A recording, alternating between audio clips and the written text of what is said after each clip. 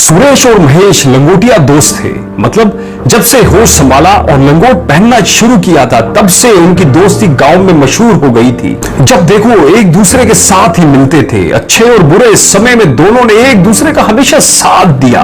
गांव में ज्यादा कमाई करने के साधन तो नहीं थे, ना ही दोनों में से किसी एक के पास कोई जमीन थी। फिर भी दोनों मेहनत मजदूरी कर अपना और अपने परिवार का गुजर बसर कर रहे थे। बढ़ती महंगाई को देखते हुए एक दिन महेश ने सुझाव दिया, क्यों ना शहर जाकर कुछ काम किया जाए ताकि ज्यादा कमाई हो सके। सुरेश को भी यह सुझाव अच्छा लगा और कुछ दिन बाद परिवार के खाने पीने का बंदोबस्त कर दोनों दो शहर में अपना भाग्य आजमाने चल दिए। भाग्य ने उनका साथ भी दिया। मेहनती तो थे ही, साथ में थी अपने और परिवार का भविष्य उज्जवल बनाने की लालसा। बस भाग्य ने पलटा खाया और दोनों को खूब काम मिलने लगा। दिन रात मेहनत और मां लक्ष्मी के आशीर्वाद से खूब धन प्राप्ति हुई। जब दोनों के पास काफी धन एकत्रित हो गया तो सोचा क्यों ना गांव जाकर कुछ दिन परिवार के साथ रहा जाए।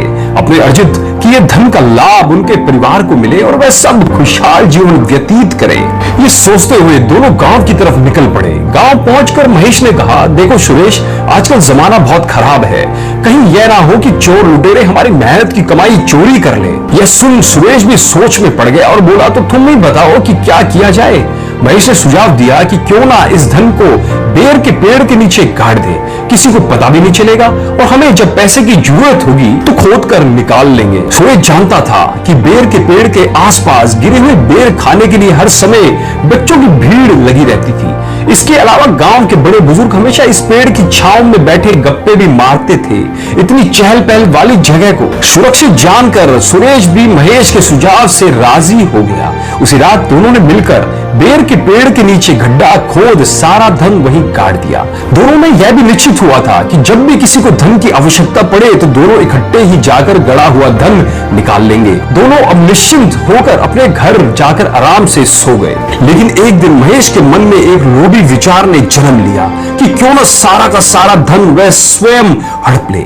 उसी लालच में पड़कर उसने उसी रात बेर के पेड़ के नीचे गड़े हुए धन को निकाल लिया और अपने घर के पीछे दूसरी जगह दबा दिया। कुछ दिन बाद सुरेश को कुछ रुपयों की जरूरत पड़ी तो दोनों द्वारा की गई निश्चित शर्त के अनुसार वह महेश के पास गया और बोला, महेश मुझे कुछ रुपए चाहिए, चलो आज रात जब सब सो जाएं तो उसे खोद कर निकाल लेते हैं। महेश मान गया। रात को जब दोनों बेर के पेड़ के नीचे खोदने लगे तो देखा कि सारा का सारा धन तो चोरी हो चुका था। यह देखते ही सुरेश के चेहरे पर हवाइयां उड़ने लगी और वह माथा पकड़ बैठ गया। महेश दुखी होने का नाटक करने लगा।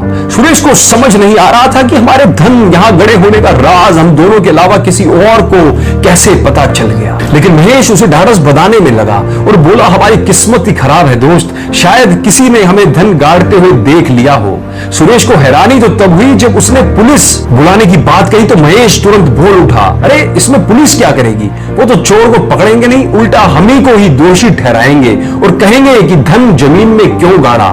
महेश की बात सुन सुरेश को कुछ अजीब सा लगा, कुछ शक सा हुआ।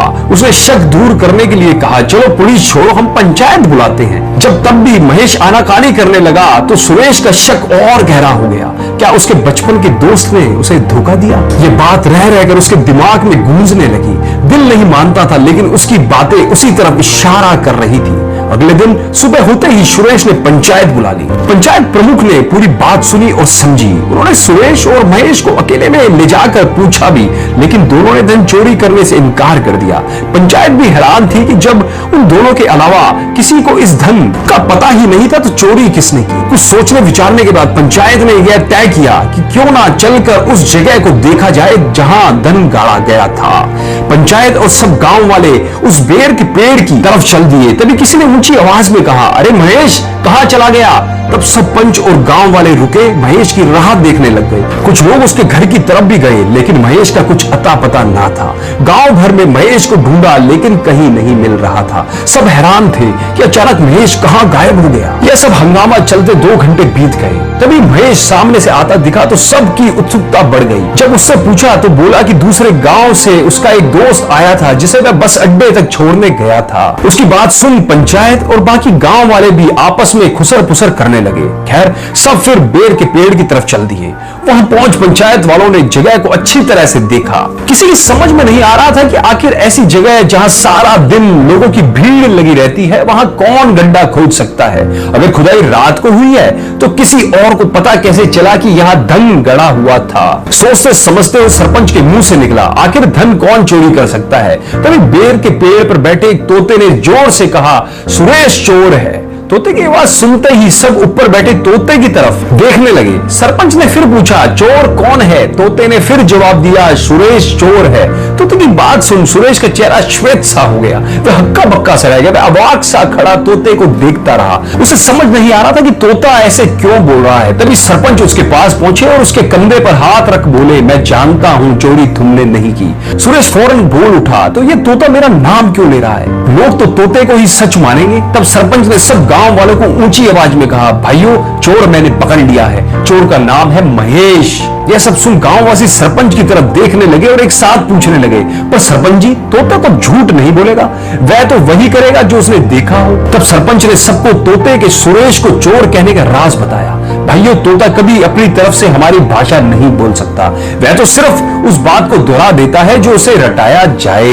उसे किसी ने सुरेश चोर है रटा दिया और मेरे पूछने पर उसने बोल दिया। गांव वालों के पूछने पर कि तोते को यह किसने रटाया होगा, तो सरपंच ने कहा, महेश पंचायत से 2 घंटे जो गायब था वह उसी समय तोते को पढ़ाने आया था। यह सुन सब महेश की तरफ तीखी नजरों से देखने लगे तो महेश का मुखौटा चकनाचूर हो गया। उसने चोरी करने की बात स्वीकार की और अपने घर के पीछे गड़े धन की बात बता दी। दोस्तों देखा आपने, सरपंच की समझ ने कैसे सुरेश का चोरी हुआ धन उसे वापस लौटा दिया और महेश को चोरी करने के जुर्म में बिना पगार के गांव भर की रोज सफाई करने की सजा सुना दी। दोस्तों लालच करना और उस लोभी प्रवृत्ति की वजह से कोई भी गलत काम करने से पहले यह सोचना जरूर चाहिए कि एक ना एक दिन गलती पकड़ी ही जाएगी और फिर मिलती है सिर्फ बदनामी। तो दोस्तों भूल चूक कर भी अपने लालच में कभी भी किसी का अहित ना करें। और यदि इस सुरेश और महेश की कहानी ने आपके भी दिल को छुआ हो तो अपने दोस्तों के साथ, रिश्तेदारों के साथ इसे शेयर जरूर करें और लाइक कमेंट करके हमें जरूर बताएं कि वीडियो आपको कैसा लगा। धन्यवाद।